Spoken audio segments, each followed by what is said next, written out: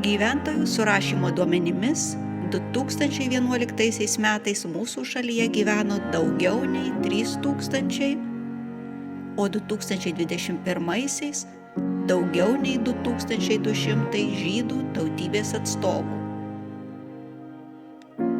Būtent Vilniaus miestas yra tapęs žydų kultūriniu ir istoriniu centru Lietuvoje.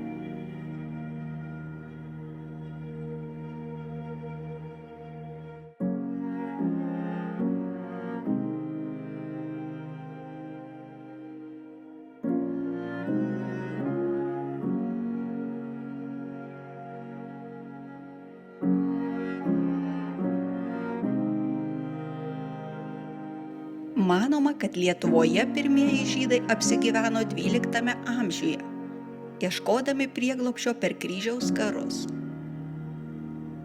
Lietuvos didžiojo kunigaikščio Gedimino valdymo metais jų atvyko kartu su kitais amatininkais ir pirkliais.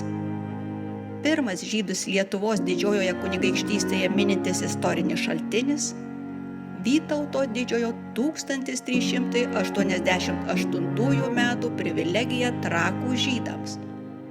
Žydų bendruomenės tapo pavaldžios tik didžiajam kunigaikščiui arba jo paskirtam vietininkui, o žydai laisvais gyventojais. Žygimantas Augustas į Lietuvos didžiąją kunigaikštystę priėmė iš Čekijos išvarytus žydus. XVI amžiuje Lietuvos didžiojoje kunigaikštystėje gyveno apie 10 000,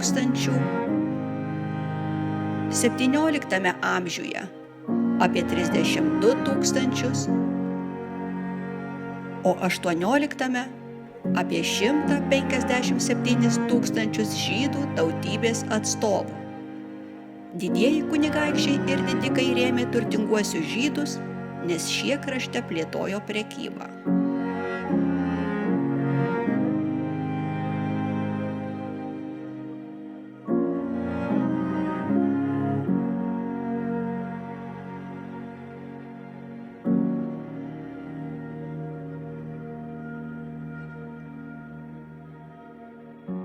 Nuo 1795 metų Lietuvos teritorijoje galiojo Rusijos imperijoje įvestas žydų sėslumo ribos įstatymas.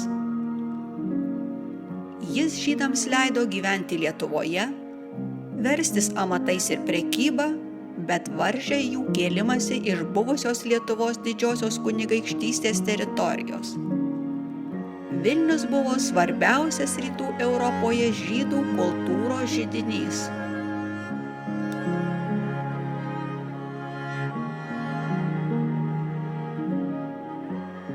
Tūkstantis 897 metais Lietuvoje gyveno daugiau nei 350 000 žydų. Jie sudarė beveik 40% Lietuvos miestų ir miestelių gyventojų. Daugiausia žydų gyveno Vilniuje, apie 40% miesto gyventojų. 20 amžiaus pradžioje tarp Lietuvos žydų pradėjo plisti sionizmas, bolševikų idėjos. Nemažai Lietuvos žydų dalyvavo 1917 metų spalio perversme.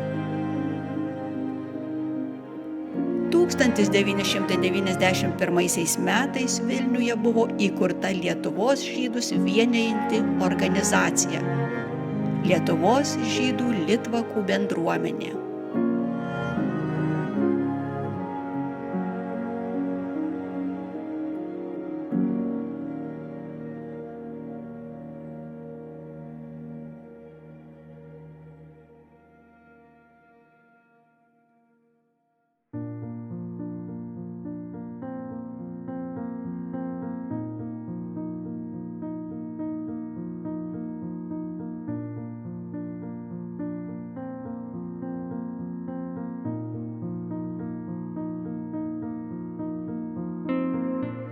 Vilniuje 20 amžiaus pradžioje buvo daugiau nei 100 žydų maldos namų. Tačiau tik 2 buvo nuolat vadinami sinagogomis. Viena jų, tai ir šiandien pagal pirminę savo paskirtį naudojama Vilniaus choralinė sinagoga. Ši sinagoga nuo pat įkūrimo išsiskyrė iš kitų Vilniaus žydų maldos namų. Pamaldos joje buvo gerai organizuotos, vyko pritariant chorui, dėl to sinagoga buvo ir tebėra vadinama choralinė. Vilniaus didžioji sinagoga iki šių dienų neišlikusi itin svarbi žydų religinio ir bendruomeninio gyvenimo istorinė erdvė. Tradiciškai teigiama, kad pirmoji sinagoga šioje vietoje galėjo būti pastatyta dar medinė 1573 metais. Kelis kartus sugriauta, ji buvo pastatyta iš naujo po to, kai Vilniuje pradėję kurtis žydai 1633 metais iš Vladislovo Vazos išsirūpino vieną po kitos kelias privilegijas.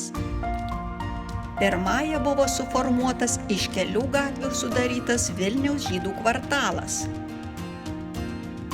Antrąja leista statyti mūrinę sinagogą žydų gatvėje.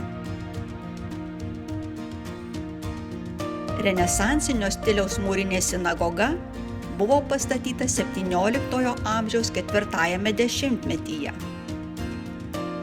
Vėliau ji dar ne kartą buvo perstatoma.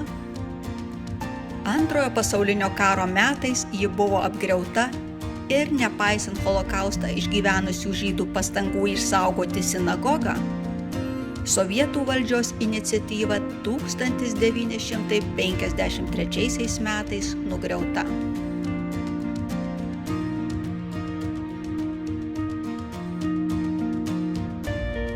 Vilniaus gaonas Elijas ben Šlomas Zalmanas, 18 amžiaus išminčius, pasaulinio garso Toros ir Talmudo komentatorius, kurio vardas išgarsino Vilnių kaip Lietuvos Jeruzalę visame pasaulyje. Gaonas buvo pirmasis žydų mąstytojas, suvokęs būtinybę ištaisyti senuosiuose tekstuose per šimtmečius susikaupusias klaidas. Būdamas 6 Vilniaus didžiojoje sinagogoje Elijas pasakė pirmąjį pamokslą, aiškindamas painų Talmudo klausimą. Gandas apie išskirtinių gabumų jaunuolį pasklido po visą Lietuvos didžiąją kunigaikštystę. Vilniuje tuo metu dirbę geriausi Talmudo komentuotojai 7-metį berniuką pripažino genialiu. Nepaisant istorinių kaitos procesų, Vilnius išliko svarbia vieta žydų kultūros, švietimo ir istorijos atžvilgiu, išsaugodamas savo unikalų prisilietimą prie žydų bendruomenės. Šis paveldas yra svarbus ne tik Vilniaus, bet ir visos Lietuvos kultūros dalis.